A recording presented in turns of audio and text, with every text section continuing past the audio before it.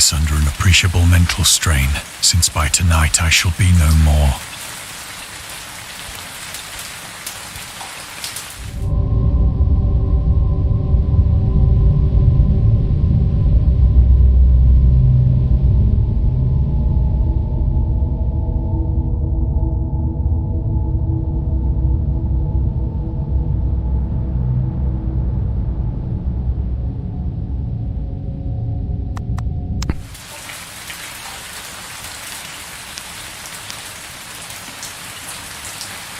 Penniless, and at the end of my supply of the drug which alone makes life endurable, I can bear the torture no longer, and shall cast myself from this garret window into the squalid street below. Do not think from my slavery to morphine that I am a weakling or a degenerate.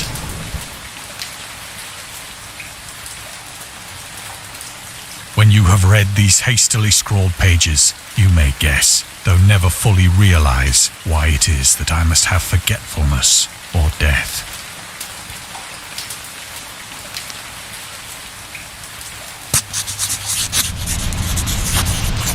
It was in one of the most open and least frequented parts of the broad Pacific that the packet of which I was supercargo fell a victim to the German sea raider.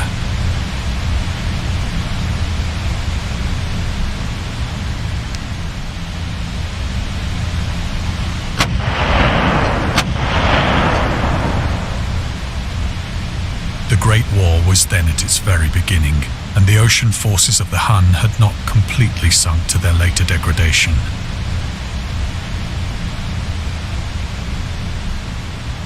So that our vessel was made a legitimate prize, whilst we of her crew were treated with all the fairness and consideration due us as naval prisoners.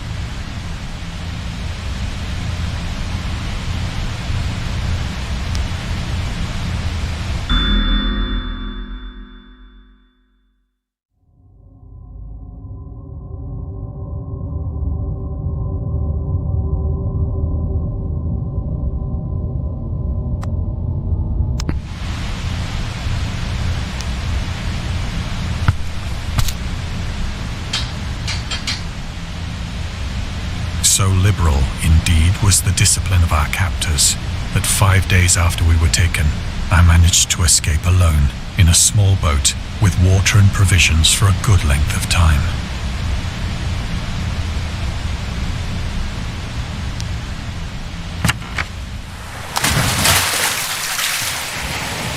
When I finally found myself adrift and free, I had but little idea of my surroundings. Never a competent navigator, I could only guess vaguely by the sun and stars that I was somewhat south of the equator. Of the longitude, I knew nothing, and no island or coastline was in sight.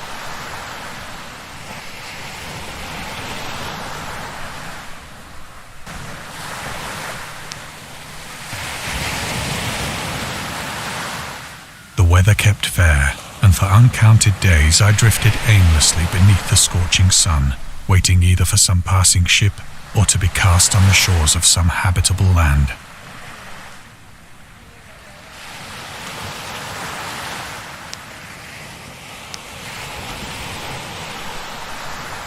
But neither ship nor land appeared, and I began to despair in my solitude upon the heaving vastness of unbroken blue.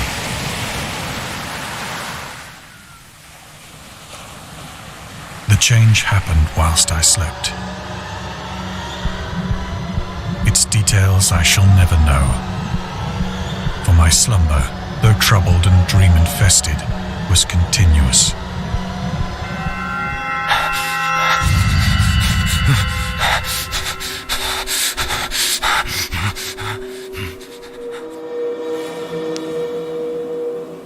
When at last I awoke, it was to discover myself half sucked into a slimy expanse of hellish black mire, which extended about me in monotonous undulations as far as I could see, and in which my boat lay grounded some distance away.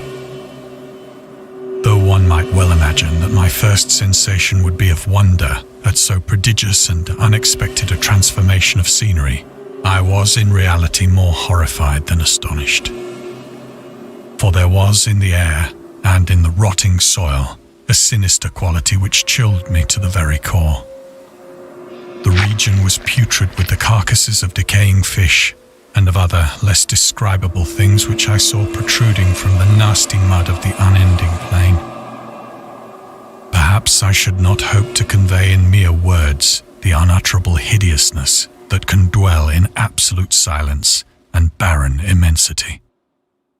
There was nothing within hearing and nothing in sight save a vast reach of black slime. Yet the very completeness of the stillness and the homogeneity of the landscape oppressed me with a nauseating fear. The sun was blazing down from a sky which seemed to me almost black in its cloudless cruelty, as though reflecting the inky marsh beneath my feet.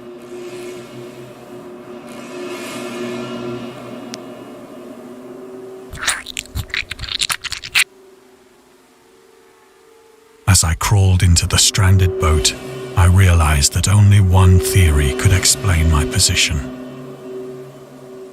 Through some unprecedented volcanic upheaval, a portion of the ocean floor must have been thrown to the surface, exposing regions for which innumerable millions of years had lain hidden under unfathomable watery depths. So great was the extent of the new land which had risen beneath me that I could not detect the faintest noise of the surging ocean, straining my ears as I might. Nor were there any seafowl to prey upon the dead things.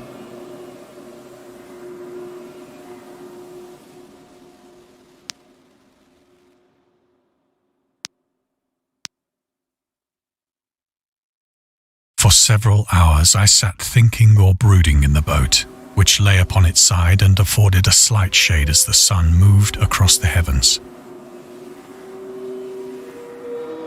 As the day progressed, the ground lost some of its stickiness and seemed likely to dry sufficiently for traveling purposes in a short time.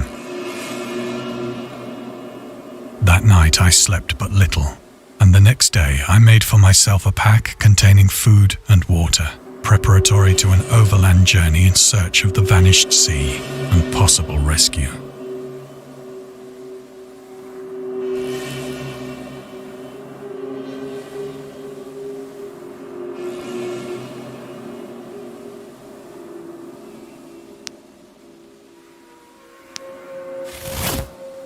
On the third morning, I found the soil dry enough to walk upon with ease.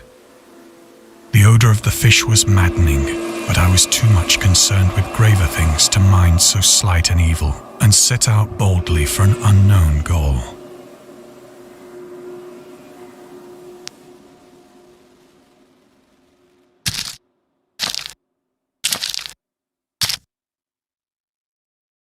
All day I forged steadily westward, guided by a faraway hummock which rose higher than any other elevation on the rolling desert.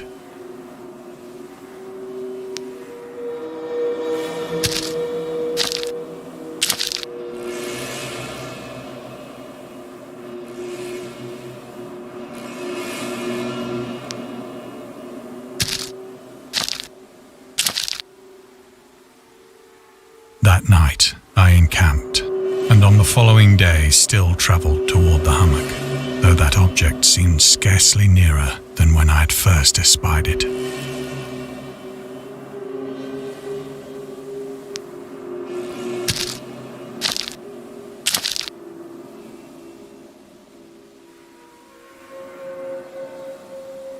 By the fourth evening, I attained the base of the mound, which turned out to be much higher than it had appeared from a distance.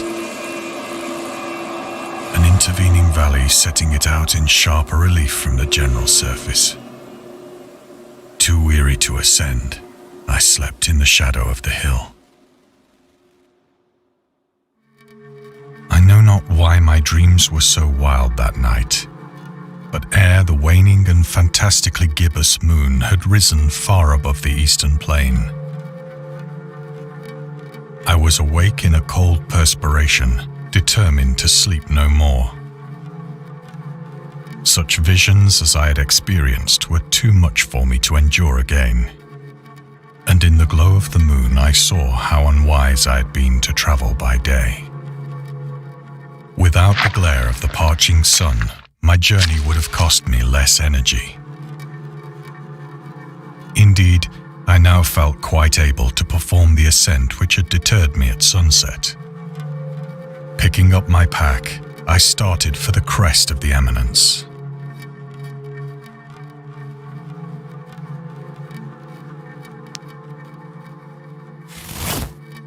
I have said that the unbroken monotony of the rolling plain was a source of vague horror to me. But I think my horror was greater when I gained the summit of the mound and looked down the other side into an immeasurable pit or canyon,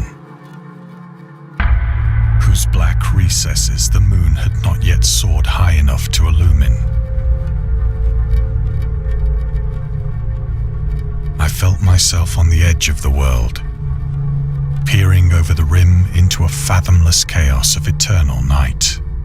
Through my terror ran curious reminiscences of Paradise Lost, and of Satan's hideous climb through the unfashioned realms of darkness. As the moon climbed higher in the sky, I began to see that the slopes of the valley were not quite so perpendicular as I had imagined.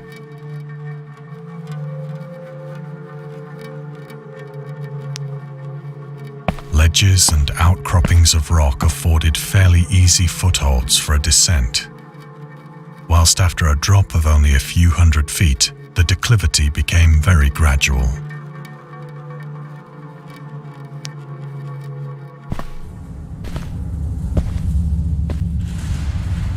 Urged on by an impulse which I cannot definitely analyze, I scrambled with difficulty down the rocks and stood on the gentler slope beneath, gazing into the Stygian deeps, where no light had yet penetrated. All at once, my attention was captured by a vast and singular object on the opposite slope, which rose steeply about 100 yards ahead of me. An object that gleamed whitely in the newly bestowed rays of the ascending moon.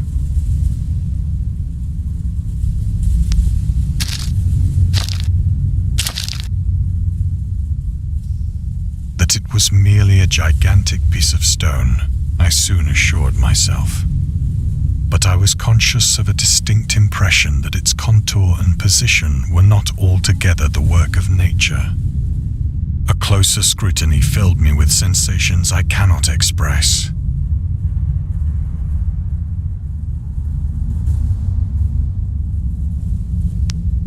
For despite its enormous magnitude and its position in an abyss which had yawned at the bottom of the sea since the world was young, I perceived beyond a doubt that the strange object was a well-shaped monolith, whose massive bulk had known the workmanship and perhaps the worship of living and thinking creatures.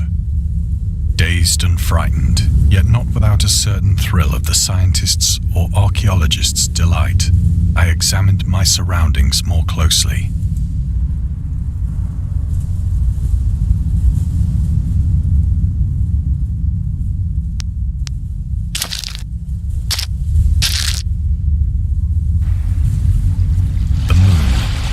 The zenith shone weirdly and vividly above the towering steeps that hemmed in the chasm, and revealed the fact that a far-flung body of water flowed at the bottom, winding out of sight in both directions and almost lapping my feet as I stood on the slope. Across the chasm, the wavelets washed the base of the cyclopean monolith, on whose surface I could now trace both inscriptions and crude sculptures.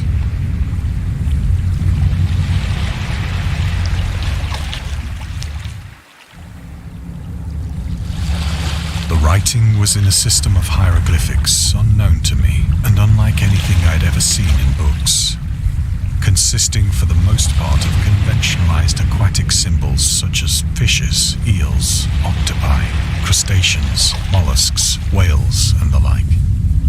Several characters obviously represented marine things which are unknown to the modern world, but whose decomposing forms I had observed on the ocean-risen plain. It was the pictorial carving, however, that did most to hold me spellbound.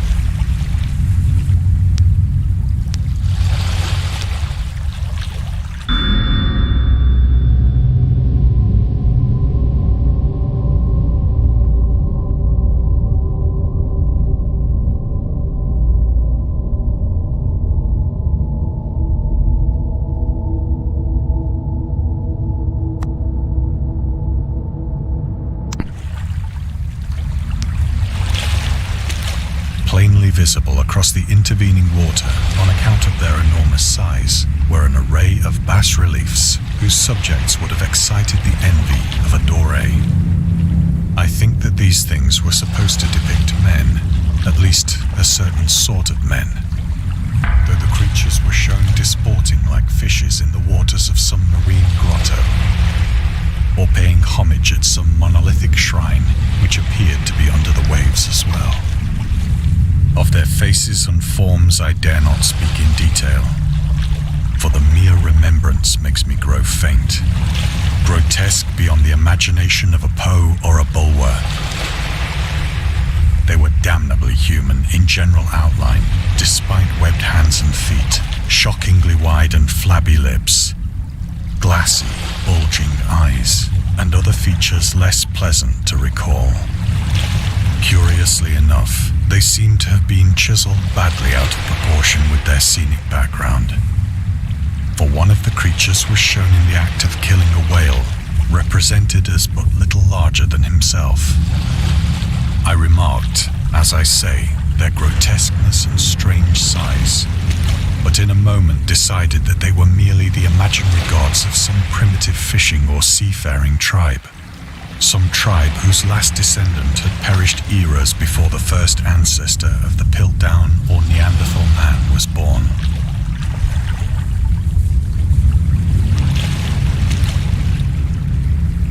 Awestruck at this unexpected glimpse into a past beyond the conception of the most daring anthropologist, I stood musing whilst the moon cast queer reflections on the silent channel before me. Then, suddenly, I saw it. With only a slight churning to mark its rise to the surface, the thing slid into view above the dark waters. Vast, polyphemus-like and loathsome, it darted like a stupendous monster of nightmares to the monolith, about which it flung its gigantic scaly arms, while it bowed its hideous head and gave vent to certain measured sounds. I think I went mad then. Of my frantic ascent of the sloping cliff and of my delirious journey back to the stranded boat, I remember little.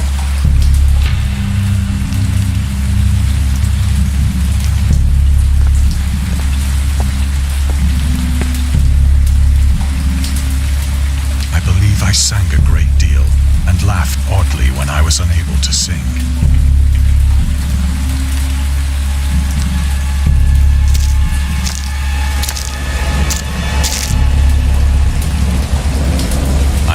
Distinct recollections of a great storm sometime after I reached the boat. At any rate, I know that I heard pearls of thunder and other tones which nature utters only in her wildest moods.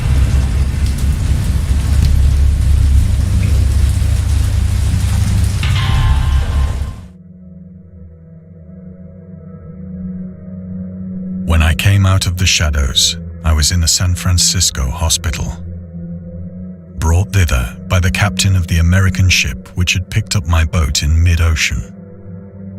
In my delirium, I had said much, but found that my words had been given scant attention.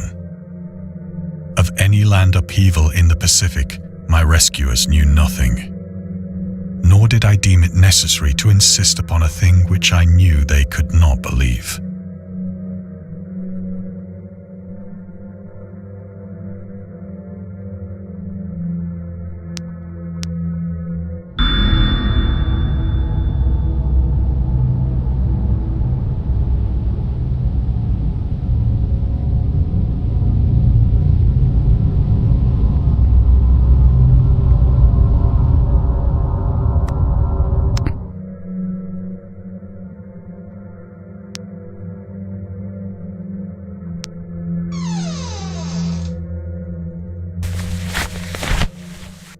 Once I sought out a celebrated ethnologist and amused him with peculiar questions regarding the ancient Philistine legend of Dagon, the fish god.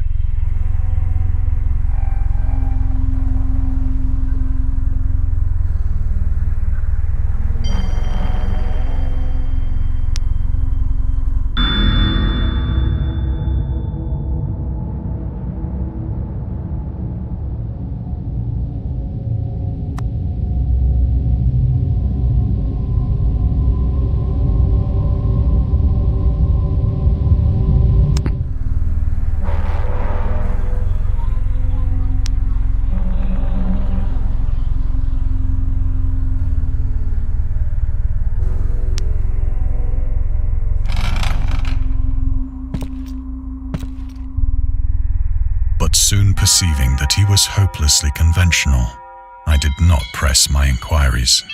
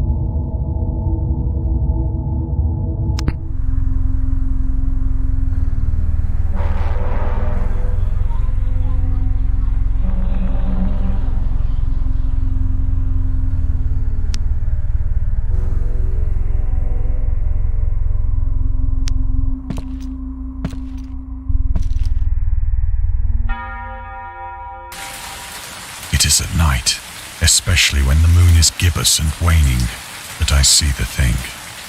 I tried morphine, but the drug has given only transient surcease and has drawn me into its clutches as a hopeless slave. So now I am to end it all, having written a full account for the information or the contemptuous amusement of my fellow men.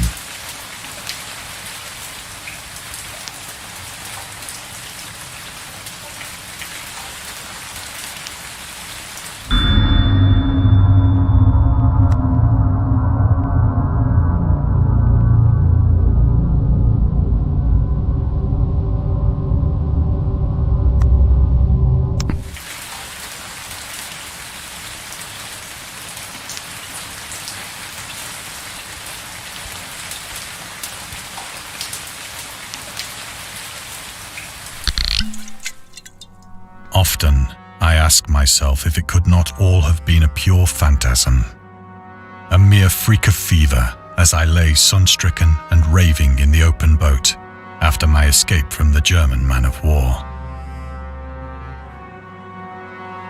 This I ask myself, but ever does there come before me a hideously vivid vision in reply. I cannot think of the deep sea without shuddering at the nameless things that may at this very moment be crawling and floundering on its slimy bed.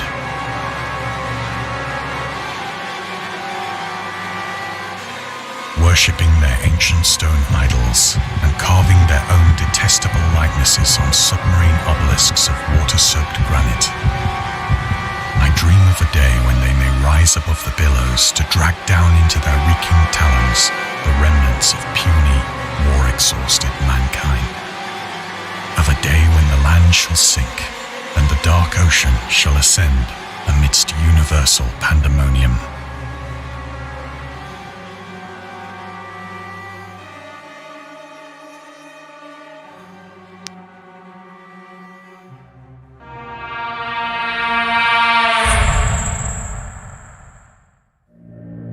The end is near.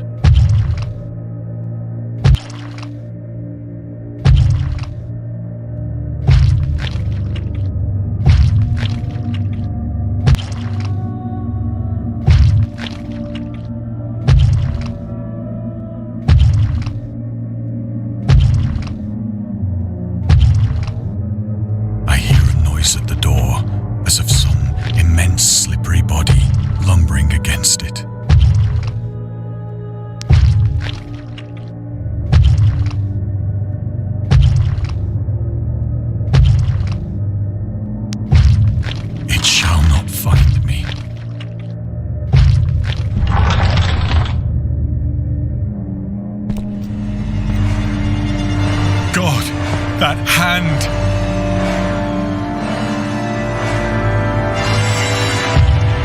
The window! The window!